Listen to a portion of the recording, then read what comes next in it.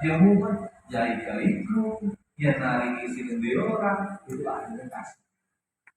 Sehingga kalau seperti itu, insya Allah berprinsip merencanakan yang baik, membelanjakan sesuai dengan perencanaan, akan ketemu pertanggungjawaban juga sesuai dengan perencanaan. Yang minimal itu yang apa namanya maksud bagaimana akuntabel ini bisa berjalan dengan baik. Terus yang selanjutnya, kaya itu kompeten. Kompeten itu adalah bagaimana teman-teman pamong itu untuk bisa menguasai, meningkatkan kemampuan. Apapun itu, anak kesempatan melu zikran, melu apapun itu monggo ikuti. Kalaupun tidak, silakan yang namanya meningkatkan kemampuan atau capability. Itu apa? Mandiri. Manfaatkan itu panjenengan memegang teknologi itu untuk apa? Misalnya, sekian aturan anyar, deleng bukan di Google, bukan permendesing anyar, bukan apa istilahnya aturan yang baru Permendagri ataupun apa yang hubungannya itu kepentingan. Ada juga yang namanya sebenarnya kalau panjenengan mau di Facebook itu ada namanya kolom diskusi pemerintahan desa. Nah, mau bahas aturan regulasi baru yang terkait dengan pemerintahan desa. Jadi Facebook bisa manfaat. Cuma kadang-kadang kita itu tidak mau meningkatkan kompetensi untuk bagaimana menguasai aturan regulasi. Kalau kita menguasai aturan, lain jawab mari masyarakat enak menyampaikan kita tahu dasarnya. Saya pernah dibully namanya di media sosial. Itu mau masalah ini. Terus akhirnya karena komentarnya sudah tidak baik, saya komentar satu kali. Dia komentarnya panjang sekali dan menyalahkan pemerintah. Akhirnya tak DM. Tak DM itu tak personal message. Pak jenengan masih seperti itu. Dan jenengan kurang haram, saya siap diskusi di kantor di ruangan saya. Nanti saya tak siapkan data. Akhirnya apa? Dia mau ketemu di kantor saya, terus tak bukakan datanya yang sudah dilakukan pemerintah. Ini regulasinya, tak tanya. Dan jenengan bisa melihat data seperti ini. Dan jenengan sudah melihat aturannya seperti ini. Dan jenengan sudah melihat tupoksi kami seperti ini. Jenengan akan melakukan hal yang sama tidak? Kalau jenengan jadi bupati, jadi wakil bupati, jadi sekda, jadi camat ataupun jadi kepala dinas. Yang Pak, saya minta maaf karena ketidaktahuan saya. Itulah sekali lagi, kalau kita sebagai pamong terus kemudian meningkatkan kemampuan, enak kita bisa memberikan jawaban ke masyarakat. Itu kaitannya dengan kompetensi. Terus kemudian H itu harmonis. Harmonis adalah teman-teman semuanya. Pamong itu kenapa harus harmonis? Harus menciptakan kebersamaan. Dalam sebuah organisasi tidak mesti yang tua akan memimpin yang muda. Ada kalanya dalam sebuah organisasi itu yang muda itu memimpin yang lebih tua. Entah itu jabatan politik, entah itu juga di birokrasi. Karena misal yang muda mendapatkan kesempatan promosi lebih duluan. Ya contoh Pak Sekda, Pak Kadis ini hampir secara senior, banyak yang seniornya. Terus kemudian jabatan wakil bupati, saya usianya jauh di bawah Pak Sekda dan kepala dinas yang lain. Mungkin di desa sama, ada yang Pak Kadisnya lebih muda, jadi stafnya kaum-kaumnya itu kasih sudah pada lebih tua. Tentunya apa? Kuncinya adalah saling menghargai. Ketika yang tua memimpin yang muda ngomong. Terus kemudian ketika yang muda memimpin yang tua jangan ngama-ngama. Tapi bagaimana ngomong? Itu saya yakin itu akan timbul harmonisasi di dalam sebuah organisasi. Intinya saling menghargai. Saya masih bisa dicek kalau saya WA teman-teman pejabat. Setiap saya WA mulai dari Pak Sekda selalu sebagai ini kalau salam Nyuwun sewu Pak Sekda, Pak Kadis, Pak Asisten ini. Karena saya sadar walaupun saya Pak Sekda ada ini bisa saja, tapi karena saya menghargai, saya merasa muda diberikan kewenangan ini, saya untuk menghargai senior secara usia. Nyuwun sewu Pak Sekda, nopo ada ini. Itu bagian dari namanya kita ngomong merasa mungkin yang muda memimpin yang tua, malah saling menghargai. Insya Allah kalau saling menghargai itu harmonisasi dalam sebuah organisasi itu bisa terjadi. Itulah makna berakhlak kaitannya dengan harmonis. Terus L-nya adalah loyalitas. Saya mengajak kepada Bapak Ibu semuanya, kata kuncinya adalah loyalitaslah yang berkualitas. Jangan sampai loyalitas yang tanpa batas. Apa maksudnya? Kadang-kadang itu untuk kita, setiap orang pasti memiliki keinginan, memiliki cita-cita, pengen berkarir. Kadang-kadang terus kemudian mengesampingkan yang namanya loyalitas tanpa batas. Atau mengesampingkan loyalitas yang berkualitas, yang padanya loyalitas tanpa batas. Apa-apa, siap udah laksanakan, aturan ditabraki, segala macam cara dilakukan. Itu yang namanya loyalitas tanpa batas. Harusnya kita berani yang namanya mengingatkan pimpinan ketika pimpinan itu salah. Cuma saya nitip, gunakan etika yang baik. Ya semisal dalam sebuah forum lagi ini mungkin pimpinannya lagi nunggu lagi semangatnya karena mungkin dapat arahan dari pimpinan yang lebih tinggi sehingga memberikan arahan kepada forum harus ini dan sebagainya. Begitu mungkin tahu panjenengan mungkin pimpinannya salah mereka siap izin interupsi. Pimpinan kalau punya itu salah, ya pasti di situ mungkin akan ada ketersinggungan.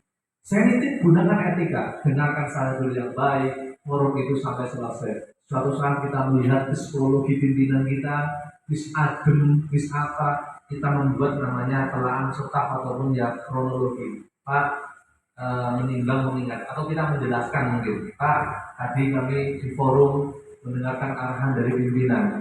Tapi setelah kami mengkaji setelah regulasi dasar dan aturan, ternyata kalau kita laksanakan ini bisa membahayakan Bapak, membahayakan kami, dan membahayakan pimpinan kita yang lebih tinggi. Mohon sekiranya Bapak mengkaji lagi. Ini depan dasar aturan yang sudah kami sampaikan untuk agar apa? Kalau kita mungkin melaksanakan ini nanti bisa berbahaya. Mungkin karena sudah ada, nanti saya akan matur pimpinannya. Nanti tak salah kami malah membahayakan pimpinan kita. Oke. Tapi kalau lagi menggabung-gabung dan sebagainya, mungkin juga ada basic terus nanti mah di kesulitan bojone. Wanda emosional mungkin ini. Ya, momen yang pas. Dan maksud saya, kenapa menyampaikan loyalitas itu yang berkualitas? Kita harus berani mengingatkan pimpinan, mengingatkan rekan, mengingatkan bawahan ketika ada sesuatu hal yang sekiranya itu membahayakan. Ingatkan. Hukumannya adalah sekali lagi aturan. Saya setuju senang ini Pak Sekda kemarin diskusi terkait dengan dia masalah mekanisme promosi menjadi kepala sekolah, menjadi apa. Ketika aturan regulasi tidak, Pak Sekda memberhentikan diri, tidak pegang kita aturan. Kita senang dengarnya sebagai pimpinan pengambil kebijakan, kita senang dengarnya ketika ada pejabat yang hukumannya aturan. Itu adalah insya Allah akan menyelamatkan kita di dunia maupun di akhirat. Bapak Ibu hadirin yang kami hormati, yang kami banggakan. Terus yang selanjutnya hanya adalah adaptif. Adaptif adalah penyesuaian diri. Ini terkait dengan bagaimana manajemen. Manajemen itu mau tidak mau harus menyesuaikan diri ke dalam 3 zaman. 3 zaman itu adalah zaman globalisasi, zaman modernisasi, dan juga zaman kemajuan teknologi. Itu yang harus menyesuaikan. Apapun itu, misalnya inovasi di dalam pemerintahan pelayanan. Ini zaman yang akhir banyak HP, kamu bisa meningkatkan pelayanan yang monggo. Bisa memanfaatkan, mengkonekkan ada potensi tukang ojek untuk memberikan pelayanan ataupun apa yang monggo, manfaatkan. Artinya apa? Kalau kita tidak menyesuaikan, itu bakal terjadi. Tentunya tapi kita harus bagi-bagi. Yang namanya adil itu kan proporsional. Mana masyarakat yang memiliki bisa menggunakan memanfaatkan teknologi untuk meningkatkan pelayanan diberikan ruang dan waktu. Masyarakat yang harus ada pendekatan pelayanan karena nggak punya HP, nggak punya apa, ya konsep pendekatan pelayanan itu juga harus. Artinya apa? Kita pamong itu harus menyesuaikan dengan kemajuan teknologi, dengan perkembangan zaman. Kita harus update. Gunakan YouTube, gunakan Facebook, TikTok, Instagram, itu sebenarnya banyak hal-hal yang positif. Saya pernah ditugasi oleh dosen S3 saya, itu nyawain gini, buka salah satu channel YouTube. Di situ ada diskusi politik, ambil salah satu tema, besok diskusikan di kelas. YouTube manfaat tekan sekolah SD. Jadi sebenarnya kita bagaimana kalau mau menangkap modernisasi, globalisasi dan kemajuan akan menjadi hal yang baik. Tapi itu memang perlu kita ingat, teknologi itu adalah ibarat dua sisi mata pedang yang sama tajamnya, ke atas dan ke bawah. Tajam ke bawah itu filosofinya baik, digunakan dimanfaatkan dengan baik akan sangat baik. Tajam ke atas bisa melukai diri kita. Kalau kita tidak dewasa, tidak kontrol diri, kita juga bisa akhirnya terpengaruh karena teknologi yang mungkin pada akhirnya kita terbawa kepada paham radikal, paham teroris, ataupun paham-paham yang salah. Itu kaitannya dengan adaptif itu harus dikontrol dengan kedewasaan. Dan teman-teman harus mau menyesuaikan diri dengan perkembangan zaman, modernisasi, globalisasi, dan kemajuan teknologi. Terus yang terakhir adalah kolaboratif. Kolaboratif itu adalah kebersamaan. Teman-teman semuanya nih monggo, jangan ada namanya istilahnya egoisme sektoral. Urusan kerjaan untuk kayak uang, tentang pendidikan, tentang kesehatan, tentang masalah pelayanan tidak. Tapi harus benar-benar ketika ada sesuatu hal itu harus benar-benar menjadi satu. Oh, ini berbicara kesamaan ya, saling mendukung.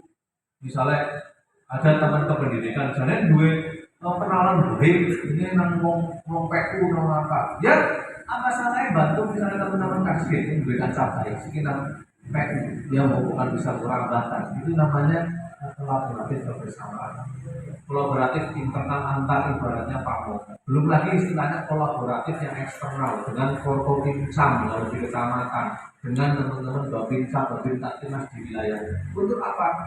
Kalau kolaboratif itu adalah kebersamaan, itu insya Allah kecamatan Proyek itu akan maju. Bapak Ibu hadirin yang kami hormati, yang kami banggakan, itu terus yang terakhir ingin kami sampaikan bahwa seperti yang disampaikan di awal, bahwa pamong itu ibarat seperti di akuarium. Dan kemajuan zaman teknologi ini sangat luar biasa. Kita harus lebih mengontrol diri. Karena apa-apa kita pasti akan diomong. Dan terus kemudian pengadilannya sekarang itu tidak hanya masalah pengadilan birokrasi. Kalau zaman dulu, ketika ada pamong yang bermasalah, mungkin akan cukup dipanggil oleh pimpinannya dan tegurannya mungkin cukup teguran lisan. Karena tidak tersebar ke masyarakat melalui media-media, baik media sosial maupun media elektronik. Tapi sekarang Bapak Ibu semuanya, dengan kesempatan orang yang namanya mempunyai HP, itu bisa menjadi CCTV berjalan. Nek roh kana ngomong pamong misalnya, kayak waktu dibuat ini kayak gitu, rekam terus diupload viral. Akhirnya menjustifikasi. Bahasa netizen itu kan maha benar netizen dengan segala komentarnya. Jadi kita harus lebih hati-hati. Bukan diviralkan. Pak Ibu ini kayak KDC. Bapak Ibu guru nih. Pamong kesehatannya seperti itu. Pelayanannya kayak gitu. Diviralkan video akhirnya apa? Kalau sudah viral, akhirnya zaman sekarang mau tidak mau suka saja aturan penegakan hukum disiplin PNS atau siapapun disiplin kepegawaian itu jadi harus tegas.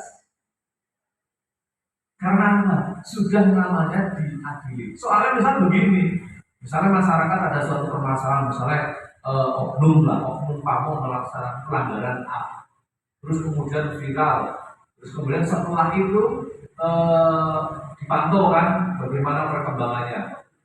Pada akhirnya kok tidak dihukum sesuai dengan ketentuan misalnya hukum disiplin PNS, itu pasti akan bagaimana digugat. Harusnya hukumannya berat kok. Kenapa diberikan ringan? Ternyata saudaranya si A, ternyata saudaranya si B. Akhirnya bisa digugat keputusan itu. Masyarakat bisa dengan mudah jelas download aturan disiplin pegawaian bisa. Di situ akan melihat pasalnya, belajar. Oke, pemerintah salah, kenapa bela nih kayak ini? Itulah sekali lagi untuk semakin kita dewasa dan waspada, kemajuan teknologi mengawasi kita sehari-hari untuk bisa memberikan pelayanan terbaik.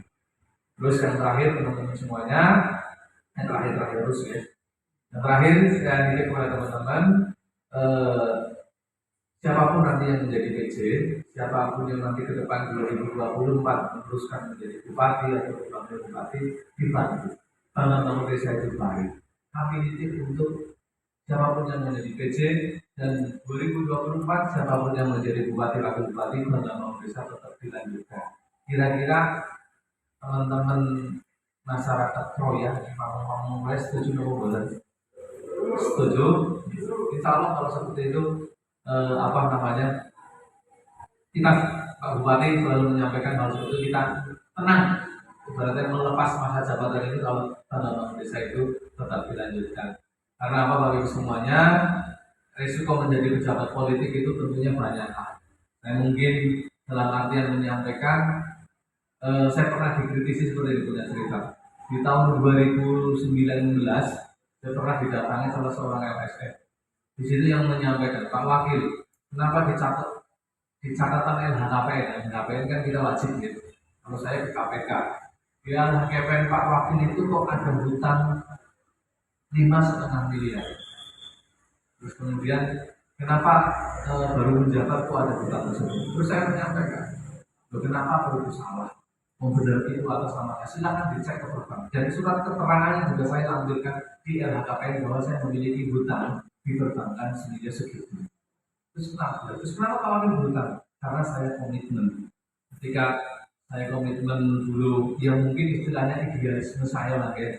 Reunionnya Pak Sekda dan semuanya teman-teman pejabat yang hadir, yang pada akhirnya apa? Mungkin idealisme saya masih tinggi. Makanya dulu waktu baru dilantik jadi saya pada saat kampanye itu masih sama Pak Guru. Saya betul-betul proyek, selalu lah saya mengisi siap kerja keras membantu Pak Bupati, ya pengen berusaha dari pejabat sing manfaat sing bener, terus kemudian sing amanah. Insya Allah 5 tahun ini saya pegang. Makanya saya menjawab ke LSM yang nanya ke saya, yaitu sebagai konsekuensi saya berusaha dari pejabat yang amanah, yang bermanfaat. Saya harus komitmen orang jualan proyek, orang jualan beli jabatan, orang gratifikasi.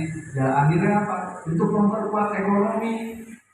Akhirnya apa? Ya saya harus diri saya menjadi entrepreneur. Ya sedikit alhamdulillah utang ya penangguh memperkuat ekonomi. Agar misalnya lagi ke wilayah. Insya Allah saya 5 tahun ini yang berusaha belum pernah merepotkan pejabat. Misalnya mau proyek mari dari Subang, belum pernah Pak Camat atau Pak Camat kayak warga jenengan dari Diwai, saya ngurungin, kayaknya belum pernah ya Pak. Ya semampunya saya. Kadang-kadang ke istri sebulan dapat honor insentif ataupun ada operasional kantor yang bisa kami sisihkan, pasti kami sisihkan. Insya Allah 5 tahun saya belum berupaya, belum pernah untuk merepoti teman-teman. Ya kalaupun masih kurang dulu dari usaha entrepreneur, ya kan utang, insya Allah berkah. Ya alhamdulillah sering bisa ngomongin rumah juga. Ya alhamdulillah sering dia bisa mampu bukan kawan. Itu saja yang dapat saya sampaikan. Kurang lebihnya mohon maaf. Terima kasih, semangat. Jadilah ASN yang berakhlak secara spiritual, secara agama, dan juga berakhlak sesuai dengan artinya. Akuntabel, terus kemudian kompeten, terus kemudian harmonis, loyal, terus kemudian adaptif dan juga kolaboratif. Terima kasih sekian. Assalamualaikum warahmatullahi wabarakatuh. Demikian sambutan Wakil Bupati Cilacap Bapak Samsul Aulia Rahman dalam acara rapat koordinasi aparat pemerintah di Kecamatan Kroya tahun 2022.